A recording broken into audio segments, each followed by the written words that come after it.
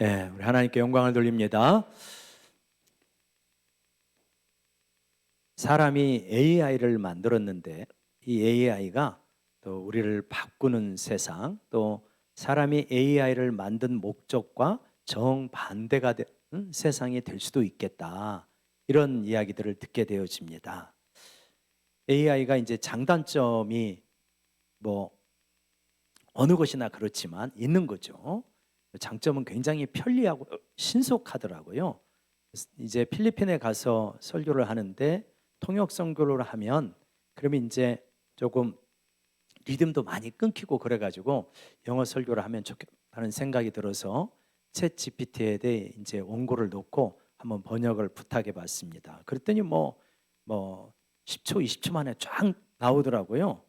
근데 이제 그 말하는 저도 그렇고 듣는 분도 그렇고 좀 단문 위주로 했으면, 쉬운 영어로 단문 위주로 했으면 좋겠다 해가지고 다시 이제 변수를 넣어서 그렇게 하니까 또 금방 나와요.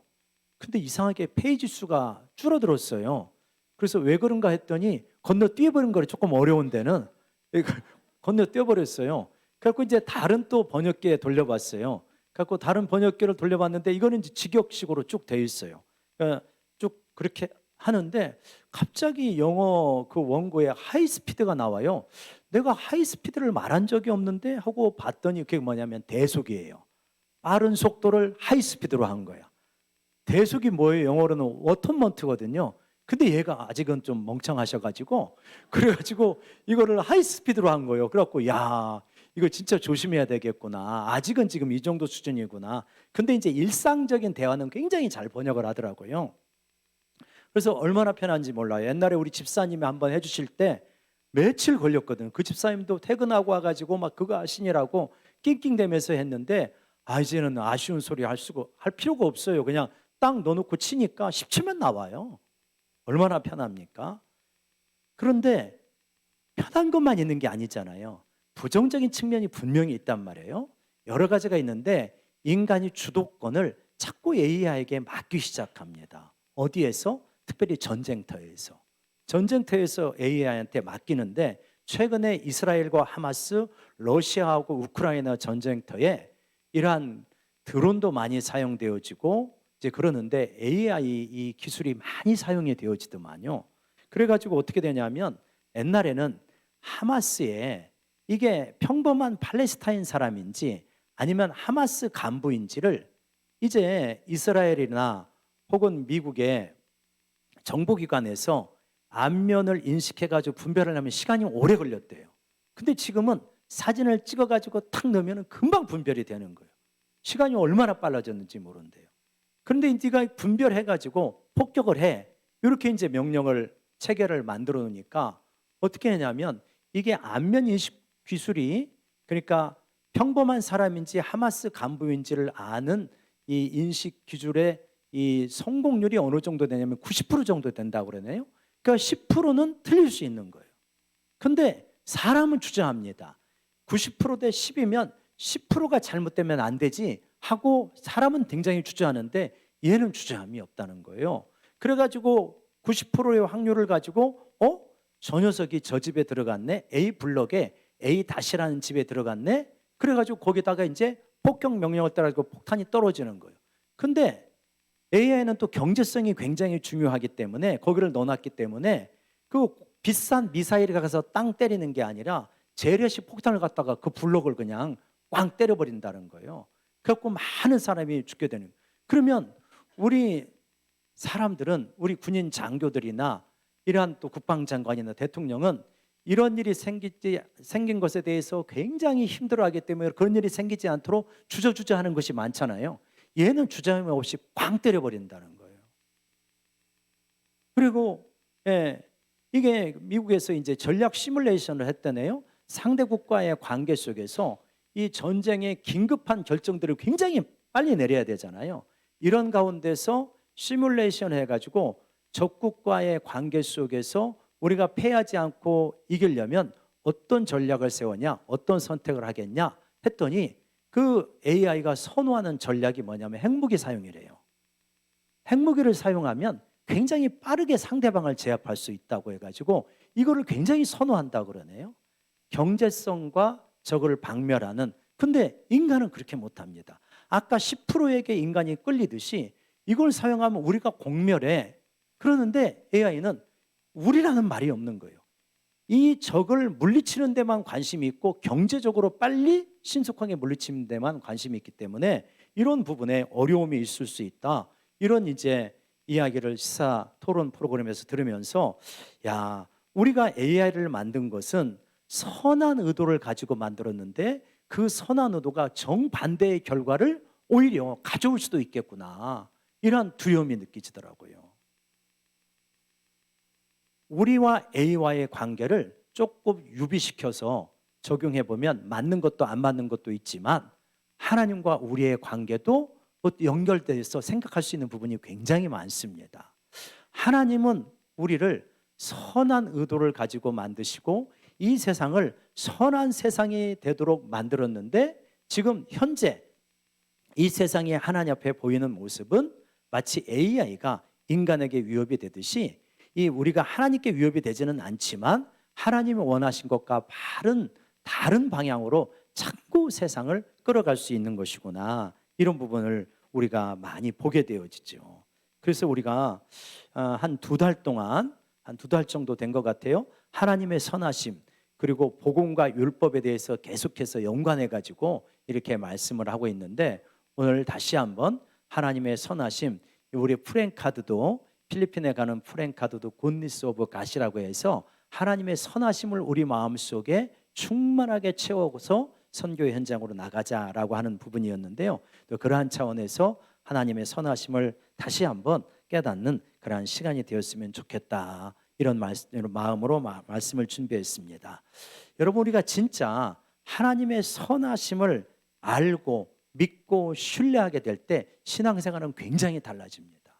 그런데 반대로 말하면 하나님의 선하심을 신뢰하지 못할 때 우리는 하나님에 대한 굉장한 오해를 할 수가 있어요.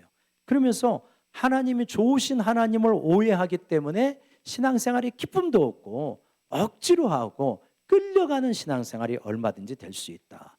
여러분, 우리가 우리의 삶 속에서 자주 경험하는 것이지만 얼마나 어려운 일이 많아요. 암도 있고 또 관계의 상처도 있고 물질의 어려움도 있고, 또 사랑하는 일과의 이별도 있고, 상실도 있고 굉장히 많거든요. 이러할 때 우리는 하나님 앞에 자연스럽게 탄식하며 기도하는 거예요. 하나님이 왜 이 세상을 만드셨어요? 하나님은 왜 나를 이 세상에 만들어서 이 고통 구덩이 속에 나를 집어 던져 놓으셨어요? 이런 질문을 하는 거죠. 하나님을 믿는다고 해서 우리 인생이 평탄하지만 하지 않아요. 어려움이 많이 있습니다. 그럴 때 우리가 복음에 대한 분명한 깨달음과 하나님의 선하심을 놓치게 되어지면, 분명한 깨달음이 없고 하나님의 선하심을 놓치게 되어지면 우리는 굉장한 깊은 구렁텅이로 빠지게 됩니다. 그러나 그러한 가운데서도 하나님의 선하심을 붙들고 나에게 주어지고 있는 여러 가지 아픔들을 바르게 해석하게 될 때 여러분, 우리 삶 속에 큰 은혜와 위로가 임하게 되는 줄로 믿습니다. 그래서 우리가 이거 놓치면 굉장히 안 된다는 거예요. 하나님의 선하심은 우리가 오해하게 될 때 한 3가지 정도의 오해가 있는 것 같아요. 하나님의 선하심을 잘 모르게 되어질 때 한 3가지 오해 정도가 있는데, 첫 번째 오해는 뭐냐면 기독교를 의무의 목록으로 만들어 버릴 수 있는 오해가 있습니다. 교회에 오면, 교회 처음에 오면은 그렇지 않은데 신앙생활이 5년 10년 되어져 가면 왜 그렇게 교회가 요구하는 게 많아? 이런 식의 생각을 할 수가 있는 거예요. 헌금해라, 예배 출석해라, 소그룹 들어가라, 선교에 들어가라, 가능하면 필리핀 선교 가라, 선교 못 가면 나와서 기도라도 해라, 막 그래가지고 이런 목록들이 계속 많아지면서 이거 뭐 신앙생활 이렇게 많이 해야 되는 거야? 꼭 이렇게 많은 일들을 꼭 해야만 되는 거야? 그 신앙생활을 의무로 생각하기 쉬운데, 의무라고 해서 전부 나쁜 거 아니에요. 우리 공동체가 유지되기 위해서 의무가 얼마나 필요합니까? 일부 11시 예배 드리고 오후 예배 사이에 누가 식사 주는 분이, 봉사 당번들이 있어야 밥을 먹지요. 먼 곳에서 오는데 걸어올 수는 없으니까 차량 운전을 해주는 분이 있어야, 그래야 올 수가 있죠. 그러니까 의무는 필요해요. 근데 이 의무가 너무 많아지게 되면 어떤 것이 되냐면 신앙생활의 기쁨이 사라집니다. 참 희한해요. 예. 그래서 이 의무에 지친 분들이 가끔 저에게 11월 달쯤 전화를 해요. 목사님, 저 내년에 안식년 좀 하려고요. 그래서 스스로 의무에서 해방돼요. 그래서 제가 그래요. 나도 안식년은 간 적이 없는데. 여러분, 신앙생활이 의무만 계속 되어지면 자칫하면 뭐냐? 신앙생활의 기쁨을 상실할 수 있다. 그러니까 신앙생활 이꼬로 내 머릿속에서 뭐 해야 될까 하지 말아야 될까 목록이 쭉 나오는 거예요. 그게 아니라 신앙생활은 뭐냐면 신앙생활하면은 1차적으로 우리 마음속에 하나님이 얼마나 좋으신 분이고 하나님이 나를 얼마나 사랑하시는지 그것에 대한 감격이 우리 신앙생활에 대한 1차적인 반사적인 반응이 되기를 원합니다. 그게 참 신앙생활이죠. 신앙생활은 한마디로 말하면 좋아서 하는 거예요. 억지로 하는 게 아니라 좋아서 하는 것이다. 우리 옆 사람 한번 같이 외쳐봅시다. 신앙생활 억지로 하지 말고 좋아서 합시다. 억지로 하는 게 의무생활, 의무가 나쁜 것이 아니라 그랬어요. 의무만 계속되면 억지로 하는 거죠. 두 번째 오해는 뭐냐면 하나님의 선하심을 내가 분명하게 신뢰하지 못하면 자꾸 내 정성으로 하나님 감동시키려고 해요. 내 정성으로. 그래서 여러분 이런 거는 기독교와 다른 종교의 차이가 뭐예요? 다른 종교는 밑에서 위로 올라가는 거예요. 기독교는 위에서 밑으로 내려오는 거예요. 은혜가 먼저예요. 근데 다른 종교는 뭐냐? 정성이 먼저예요. 정성으로 올리려고 하는 거예요. 무당들이 굿하다가 그러다가 이거 올려놓는 거 복채가 적으면 뭐라고 합니까? 아, 정성이 부족해. 정성이 부족해서 신이 안 내려와 막 그러잖아요. 그러니까 뭔가 정성을 다해야 은혜도 아니고 뭐 복도 받고 뭣도 받고 이런 식으로 세상의 종교는 말하는데 기독교도 그런 식으로 하기가 쉽다. 우리가 기도 많이 하는 거 굉장히 중요하지만 꼭 몇 시간을 채워야만 하나님의 은혜 내려주시는 것은 아니다. 그렇죠? 우리가 정성을 다해야만 복을 받는 것이 아니다. 이미 여러분, 우리가 정성을 다하기 이전에 하나님께서 우리를 창세전에 선택하셨습니다. 무슨 내 존재가 있기도 전에 하나님께서 복 주시려고 창세전에 선택했다는 것을 믿어야 됩니다. 그게 이미 복을 엄청나게 받은 존재예요. 엄청나게 사랑을 받은 존재예요. 예. 여러분, 그래서 이미 그 받은 사랑과 감격에 대한 반응으로 우리가 헌신도 하고 충성도 하는 것이지 뭔가를 끌어내려고 정성을 들여서 하나님을 감동시키고 복을 주시지 않고는 못 견디게 만들어서 내가 복을 받아야 되겠다. 그런 차원이 아니다. 여러분, 오늘 필리핀으로 선교를 떠나게 되는데 26명이 떠나요. 근데 이제 한 집사님에게 다른 집사님이 물어봤어요. 무더운데 거기 또 열악한 곳이라며 빈민촌이라는데 거기 뭐하러 가? 그랬더니 집사님 몰라, 목사님이 가라고 그러대. 그러면 여러분 어떻게 되는 거예요? 그 의무로 가는 거예요. 의무로. 또 어떤 분에게 물어봤어요. 왜 필리핀에 가? 그랬더니 이제 이분이 이럴 수 있는 거예요. 이 더위에 가서 고생을 해봐. 하나님도 뭔가 느끼시는 게 있지 않겠어? 그러니까 복 주시겠지 뭐. 여러분 이게 뭐예요? 이게 의무로 하는 신앙생활이고 이게 뭐냐? 정성을 기울여서 뭔가 받아내려고 하는 신앙생활이다. 우리 선교팀에게도 많은 이야기했어요. 그 전에 우리가 헌신하고 가서 잘 감당하는 거 중요하지만 뭘로 채용을 받고 가자? 하나님의 선하심과 사랑으로 우리 가슴이 뜨거워져 가자. 여러분 이게 선교의 바른 자세고 신앙의 바른 모습이다라고 하는 거죠. 하나님의 선하심을 우리가 잘 모르게 되어질 때 어떤 오해가 있냐면 하나님은 우리가 기뻐하시는 것을 빼앗아가는 분이다라고 하는 오해를 해요. 하나님 너무 은혜 받으면 내가 즐길 수 있는 거 하나도 없어. 거기 누구 장로님 봐, 누구 권사님 봐, 그게 사는 거냐야? 하나도 재미없이 그게 뭔 재미로 사느냐? 이렇게 되어질 수 있는, 그렇게 생각했던 사람이 누구냐면 어거스틴이라는 사람이에요. 어거스틴은 어머니가 신앙을 어려서부터 늘 강조했기 때문에 하나님을 잊고 살 수 있는 존재가 아니에요. 근데 하나님 앞에 나오는 것이 주저주저 되는 거예요. 계속 못 나오는 거예요. 왜 그러냐? 내가 하나님 앞에 나아가면 내가 즐거워하는 것을 하나님께서 못하게 하신다고 어거스틴은 느껴지는 거예요. 특별히 그 얘기는 뭐냐면 세상의 쾌락과 성공에 대한 열망이 굉장히 강했던 사람이에요. 그래갖고 이런 것을 빼앗길까 봐 하나님 앞에 나오기를 주저했어요. 그러다 이제 많은 스토리가 있는 가운데서 하나님 앞에 나오게 되었을 때 그는 이렇게 고백을 합니다. 내가 하나님 앞에 나오게 되었을 때 이 세상의 기쁨과는 비교할 수 없는 최상의 기쁨을 하나님 앞에서 누렸다. 이 세상의 살과 피로 맛보는 기쁨이 아니라 내 영혼의 가장 깊은 존재에서 우러 터져 나오는, 거기서 터져 나오는 그 기쁨을 느꼈다고 그렇게 말을 하고 있는 것입니다.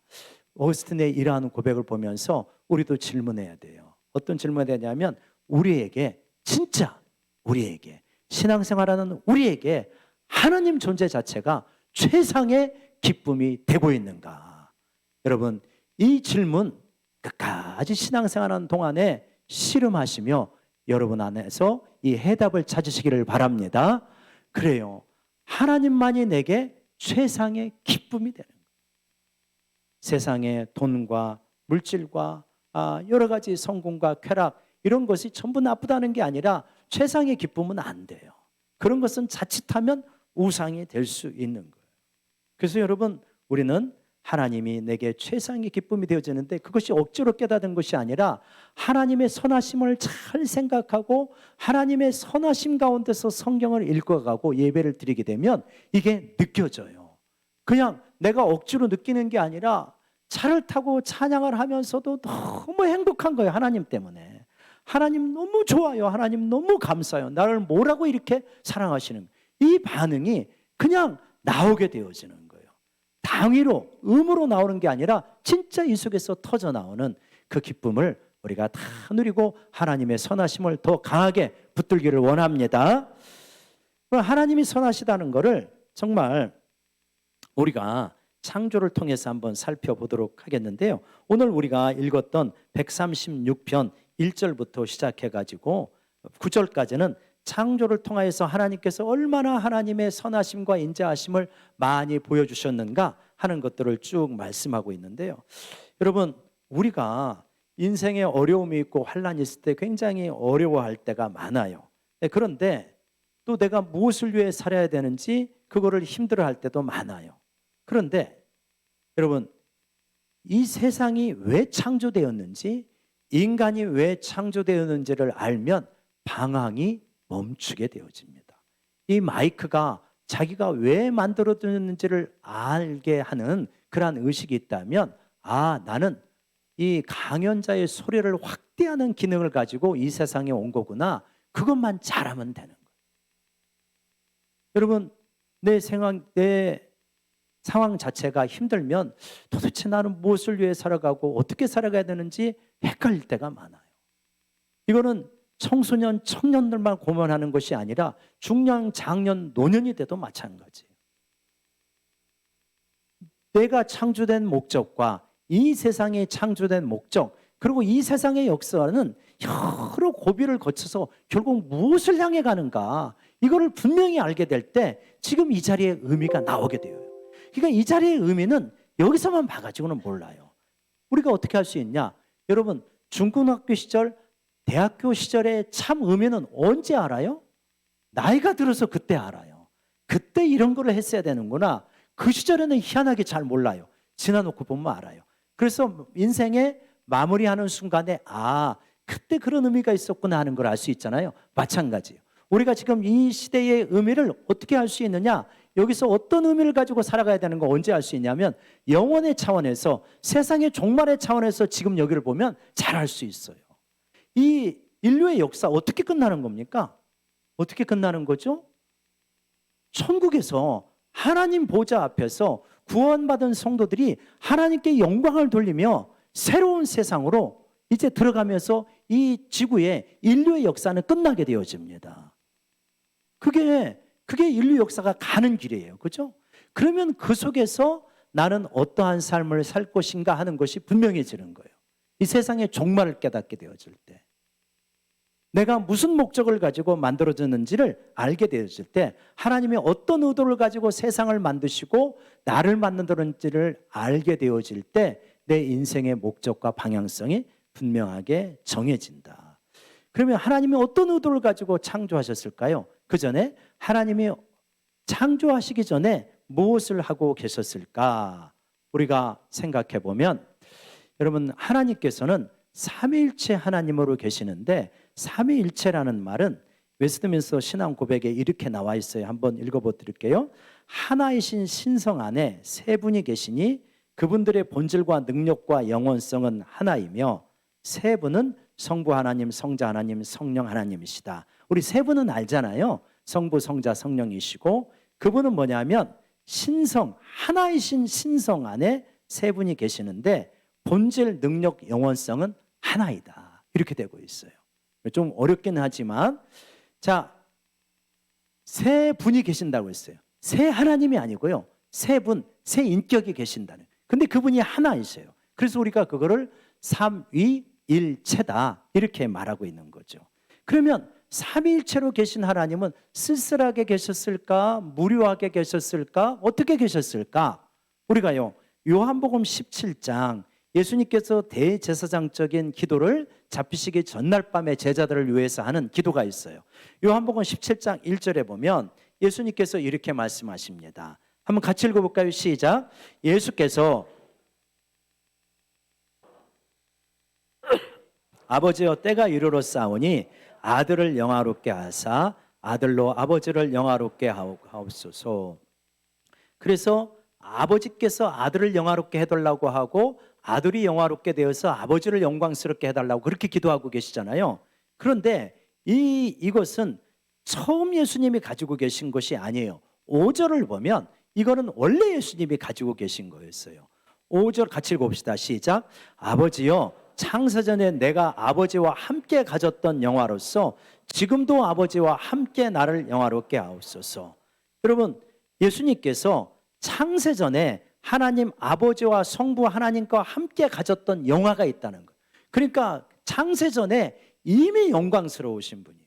이미 영광스러워서 굳이 우리가 없어도 그 영광은 부족함이 없는 충만한 영광이었어요. 하나님이 얼마나 대단하신 분이에요. 이 끝도 없는 이 우주를 말씀으로 창조하신 그 엄청난 능력과 그 존재의 충만함이 가득한 분이 하나님이시거든요. 그러니까 그분 이 삼위 하나님 안에 이미 영광이 충만해서 피조물이 뭔가 영광을 더 드려야만 그래야만 만족이 좀 채워지는 그런 분하고는 전혀 상관이 없다. 이미 충분히 완벽하게 영광을 누리고 계셨다는 거예요. 자, 그러면 어떻게 그 영광 속에서 어떤 것을 하셨을까 하는 것이 잠언 8장에 나오는데 잠언 8장 30절과 31절을 보면 이렇게 말하고 있어요. 여러분, 잠언 8장은 지혜에 대해서, 의인화에 대해서 이야기하는 장면이에요. 근데 이 지혜가 누구냐면 바로 예수 성자를 말씀하시는 거예요. 그래서 잠언 8장 30절에 또 한번 읽어봅시다. 시작. 내가 그 곁에 있어서 창조자가 되어 날마다 그의 기뻐하신 바가 되었으며 항상 그 앞에서 즐거워하였으며. 아까 서로 영광을 돌렸다고 했잖아요. 근데 어떻게 돼서 영광을 돌렸냐면 나라고 하는 건 성자를 말하는 거예요. 그라고 하는 건 성부를 말씀하시죠, 당연히. 그러니까 성자가 성부 곁에 있어서 창조자가 되어서 날마다 그의 기뻐하신 바가 되었어요. 날마다 그분의 기쁨이 되었고, 그리고 성자는 항상 그 앞에서 즐거워하셨습니다. 그러니까 성부가 성자를 바라보면서 너무너무 기뻐하시고 성자는 또 성부를 바라보면서 그 앞에서 너무너무 즐거워하시는 거예요. 이 역사가 일어난 거예요. 그래서 이 즐거움 가운데 사람이 거처할 땅에서 즐거워하면서 인자들을 또 기뻐하시는 거예요. 그래서 삼위일체 하나님이 서로 즐거워하며 기뻐하는 것, 이것이 뭐냐? 이것을 통하여서 아까 뭘 가지셨다? 창세전에 영광을 가지셨다. 이 말씀이에요. 그래서 여러분, 이거를 우리에게 대입해 보면 이런 말이 되는 거예요. 하나님이 어떻게 우리를 통하여서 영광을 받으시는가? 우리 가끔 이제 그런 거 있잖아요. 올림픽에서 메달을 따려면 하나님께 영광을 돌립니다. 물론 그런 일을 통해서 하나님께 영광이 돌릴 수도 있지만 어떻게 하냐면 하나님은 이미 우리를 바라보면서 너무 기뻐하신다는 거예요. 그 하나님을 바라보면서 내가 그 앞에서 즐거워하는 걸 통하여서 하나님께 영광이 올려진다. 여러분, 우리가요 우리 인생을 기뻐하고 즐거워하면서 하나님의 사랑에 감격하면서 살아갈 때 하나님이 그 모습을 보면서 영광을 받으신다는 것을 믿으시기 바랍니다. 올림픽에 가서 메달 안 따도 지금 내가 주부로 설거지를 하면서도 하나님 이렇게 귀한 가정을 주셔서 너무 감사합니다 하면서 이렇게 설거지를 하면 하나님이 큰 영광 받으시는 거예요. 하나님, 내가 차량 운전을 통하여서 하나님께 예배드리는 사람을 섬길 수 있어서 정말 감사합니다 그러면서 기쁜 마음으로 하면 하나님이 영광을, 하나님이 웃으시면서 그런 것 같아요. 우리 느끼면은 하나님이 배시시 웃으시면서 나도 그렇게 반응하는 데가 참 좋구나 이렇게 느껴질 때가 종종 있죠, 여러분. 그래서 여러분, 세상을 창조하신 목적을 다시 한번 정리해 보면 삼위 하나님이 서로 기뻐하시면서 영광을 주고받으시는데 그 모습을, 그 기쁨이 넘치면 어떻게 됩니까? 기쁨이 넘치면 기쁨은 옆으로 확산되어져요. 그래서 하나님께서 그 기쁨과 최고의 만족을 누리는 하나님께서 우리가 누리고 있는 이 행복과 기쁨과 만족을 우리하고 비슷한 형상을 가진 존재를 만들어서 같이 누리게 하자. 이게 바로 창조의 동기요 목적이다. 그렇게 되어지는 거죠. 완벽한 하나님과의 어떤 그 사귐이 있잖아요. 삼위 하나님이 있잖아요. 그 무한한 즐거움을 어떤 존재를 만들어서 같이 누리도록 하고자 하는 것이 바로 하나님의 모습이다. 그래서 여러분, 그런데 우리가 이런 하나님의 이 모습을, 의도를 깨닫지 못하고 우리들은 어떤 곳에서 기쁨과 만족과 보람을 얻냐면, 예를 들어서 돈에서 기쁨과 만족과 보람을 얻는다고 해봅시다. 그러면 이거를 뭐라고 말하냐면 우리가 우상이라고 말해요.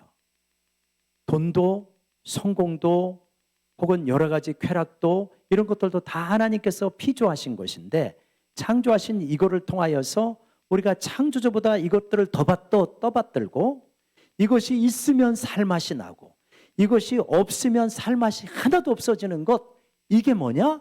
이게 우상인 거예요. 그래서 하나님은 우리를 얼마나 선한 의도를 가지고 만드셨는데 너희가 정말 영원한 내 안에서 기뻐하며 즐거워하도록 내가 이러한 거룩한 목적을 가지고, 좋은 목적을 가지고 너희를 만들었다. 그런데 너희는 내가 만들어준 그러한 선물을 하나님처럼 떠받들면 그것이 반드시 너를 실망시킬 것이다. 그래서 우상을 왜 그렇게 하나님이 싫어하시는지, 하나님의 자녀들을 만드신 창조의 목적에서 자꾸만 벗어나고 정반대인 거예요. 하나님이 원래 뜻한 것과는 정반대의 방향에서 신앙생활을 하고 살아가기 때문에 하나님께서 그거를, 우상을 그렇게 싫어하시는 것이다. 그래서 여러분, 우리가 다시 한번 우리 인생 목적을 다시 한번 잘 정비해 보기를 원합니다. 진리를 알면요, 진리가 우리를 자유롭게 합니다. 우상을 섬기는 걸 왜 하나님이 싫어하실까? 세상 사람들은 다 그 우상을 향해서 달려가는데 반드시 우상은 우리를 실망시켜요. 참 기쁨을 갖지 못하게 만듭니다. 그거에 매여서 살게 만들어요. 그러나 참 하나님을 만나면 그 하나님의 놀라운 이 선하심을 붙들게 되어지면 내가 왜 이 땅에 있는지, 그리고 내가 무엇을 위해 살아가고 무엇에 우선권을 두고 살아가야 되는지가 선명해진다. 직관적으로 깨달아진다. 많이 생각하지 않아도 이 목적을 위하여 나를 만드셨구나. 우리가 그런 걸 알잖아요. 언제가 가장 행복한 순간이에요? 우리가 은혜가 충만한 순간, 그때가 우리가 가장 행복한 순간이에요. 그 은혜가 충만한 순간을 계속하여서 누리도록 하기 위해서 나를 만드신 줄로 믿습니다. 여러분, 하나님이 얼마나 선하신 분인가 하는 것은 여기서 시편 136편, 그는 선하시며 할 때, 선하시면은 토브라는 단어요. 토브라는 단어가 선하다 뜻인데, 이 선하다는, 토브라는 단어가 가장 빈번하게 나오는 게 창세기 1장이에요. 천지를 창조하실 때 하나님이 보시기에 어땠더라? 좋았더라요. 그래서 창세기 1장을 쭉 보게 되면 하나님 보시기에 좋은 세상을 다 만드는데 최종 목적이 뭡니까? 하나님이 만드실 아담이 살 수 있는 모든 여건을 다 만들어 주시는 거예요.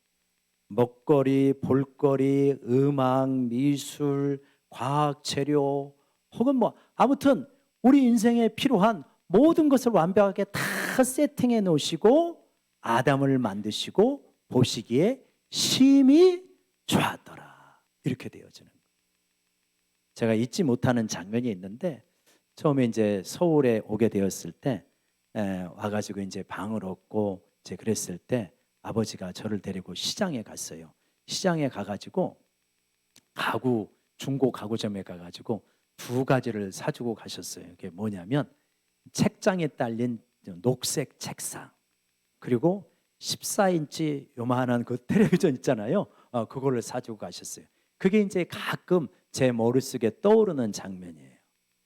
그러면서 아들이 여기서 공부 잘하고 너무 공부만 하지 말고 텔레비도 가끔 보고 그런 의도로 아마 이렇게 세팅을 해주시고 가신 것 같아요. 그렇게 세팅을 해주시고 가신 모습을 이렇게 가끔 아련하게 떠오르는데 마치 제가 너무 소박한지는 모르지만 하나님의 창세기 1장에서 아담이 살 수 있는 모든 것들을 다 세팅하시는 하나님의 부성에 그거를 느낄 수가 있다. 우리가 살 수 있는 모든 재료를 완벽하게 만들어주시는 분이 우리 하나님이시다. 여러분, 하나님이 우리 삶 속에 때로 어려움이 있다 할지라도 하나님이 우리를 고생하게 살도록 만드신 것이 아니라는 것을 붙드시기 바랍니다. 어려운 일이 있어요, 우리 인생에. 그래도 우리가 놓쳐서는 안 되는 것, 하나님의 선하십니다. 그래서 우리가 하나님 안에서 그 하나님의 선하심을 붙들고 그러면서 하나님 안에서 우리가 가장 기뻐할 때 하나님이 영광을 받으시는 거죠. 에어컨을 조금 더 틀어주시기를 바랍니다. 자, 그런데 하나님이 이렇게 선하신 분인데도 불구하고 인류가 그랬고 유대인들이 그렇고 이스라엘 백성들이 그렇고 계속해서 불순종하면서 갔잖아요. 그럼 하나님께서 나 너희가 못하겠다 그러면서 포기하셨는가? 아니죠. 지난번에 살펴본 것처럼 중생의 역사를 일으키면서 복음을 주시는데 그 중생의 역사를 주시면서 복음을 주시는 그 장면이 또 기가 막힙니다. 에레미야서 32장에 보면 에레미야서 32장 40절에 보면 하나님이 이렇게 말해요. 내가 그들에게 복을 주기 위하여 그들을 떠나지 아니하리라 하는 영원한 언약을 그들에게 세우고 나를 경외함은 그들의 마음에 두어 떠나지 않게 하리라. 그래서 여러분 근데 이거를 영어 성경 NLT라고 하는 영어 성경에서 번역을 했는데 기가 막히게 번역을 했어요. 그 영어 성경을 한번 보면 좀 이렇게 제가 좀 보겠습니다. 그래서 거기에 Everlasting Covenant다. 그래서 영원한 언약이라는 거예요. 영원한 언약을 맺겠다. 그리고 거기 색깔로 되어 있는 거 이거 좀 꼭 외우셨으면 좋겠어요. 이 구절을 I will never stop doing good for them, for you 이런 거죠. 내가 결코 너를 위하여서 선을 행하는 것을 결코 멈추지 않겠다. 여러분 이 하나님의 진심을 깊이 마음속에 새기시기를 원합니다. 하나님이 어떤 분이신가? 나를 위하여 선한 일을 행하는 진짜 내 인생에 가장 복된 거 그것이 내가 꼭 원하는 것이 아닐 수도 있어요. 나는 내게 무엇이 선인지 모를 때도 많아요.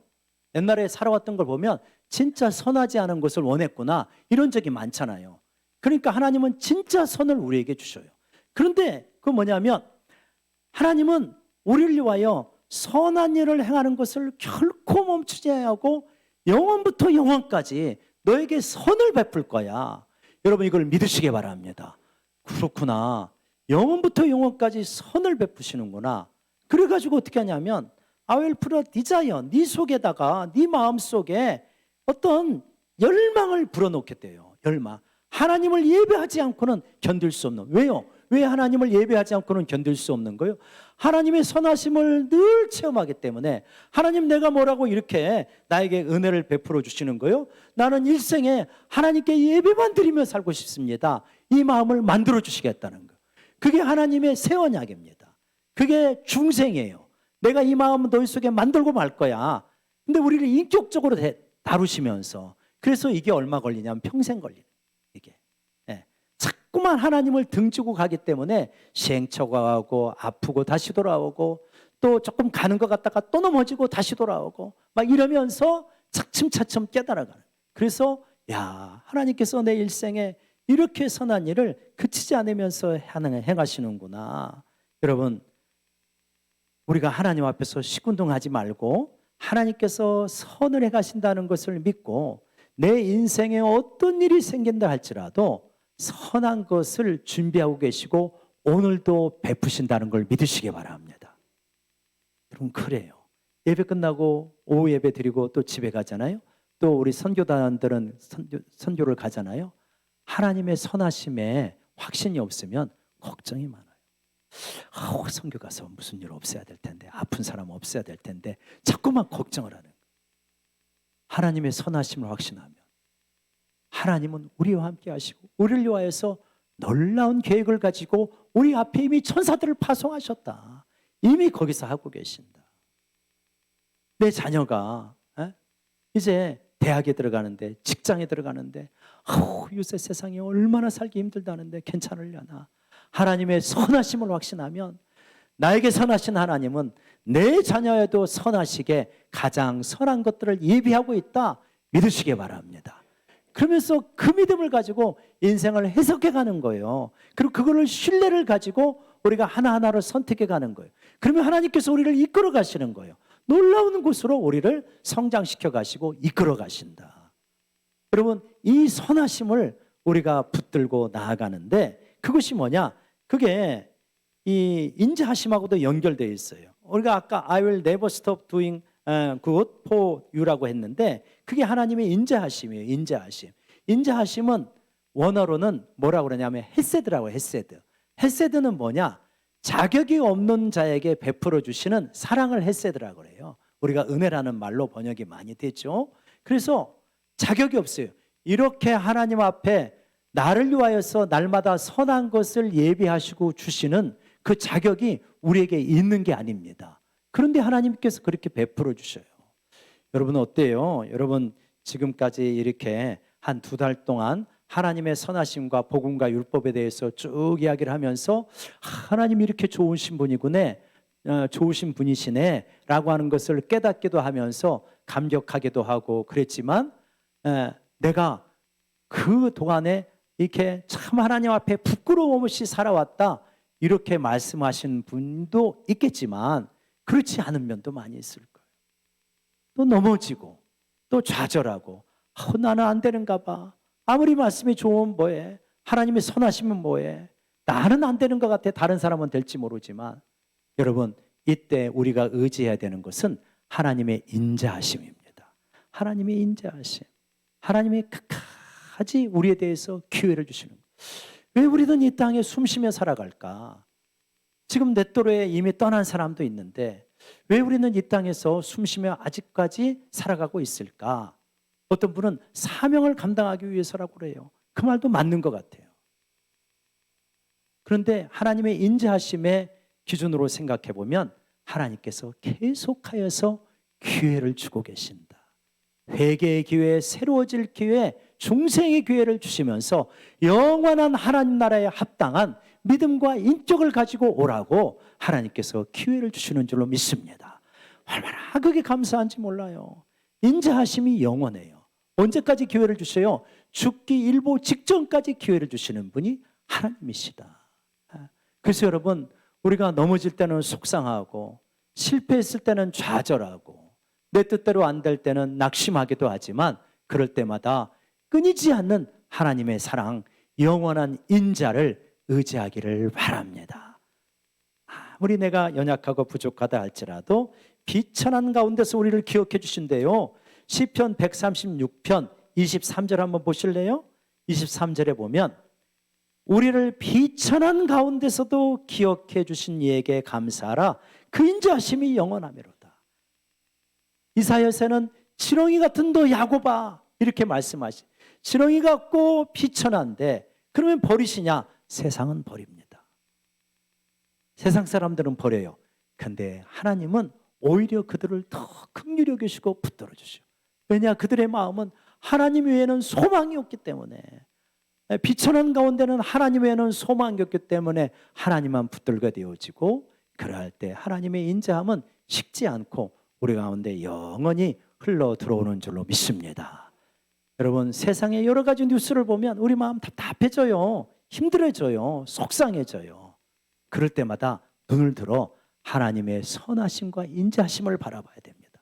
내 자신의 삶을 아무리 반성하고 살펴봐도요, 별로 그렇게 선한 게 별로 안 나와요. 그럴 때마다 하나님의 선하심과 인자하심을 바라보고, 내 주변에 있는 사람들을 바라보면 좋은 것보다 안 좋은 것도 많아요. 그럴 때 실망하는 것이 아니라 그럴 때마다 하나님의 선하심과 인자하심을 의지할 수 있는, 붙들 수 있는 저희 모두가 되기를 원합니다. 이거 의지하고 나가면 어떤 상황이든 어디에든 문제가 없습니다. 그런데 이것이 약해지면요, 다 처음부터 흔들려요. 다 흔들리고 늘 염려, 근심, 불안이 되어집니다. 하나님은 선하시며 그 인자하심이 영원하시고 I will never stop doing good for you. 내가 너를 위하여 선을 행하는 것을 결코 멈추지 않을 것이다. 여러분, 이 믿음으로 살아가는 우리 모두가 되기를 원합니다. 기도하겠습니다. 하나님 아버지, 하나님, 우리가 무엇이라고 이렇게까지 우리에게 선을 베풀어 주시는지요, 인자하셔서 기회를 주시는지요. 하나님, 정말 하나님께서 삼위일체 하나님께서 누리셨던 그 기쁨과 영광, 하나님이 우리에게 나눠주시려고 우리를 만드시고 우리를 불러주시고 우리를 의롭다 하시고 중생시켜주고 영원한 천국까지 이끌어 가심을 감사합니다. 그 하나님의 사랑과 인자를 늘 기억하며 살아가는 우리 모두가 되어지고, 어려운 일이 있어도 하나님의 사랑과 인자로 이 인생의 어려움을 해석할 수 있도록 도와주시옵소서. 예수님의 이름으로 기도드리옵나이다. 아멘.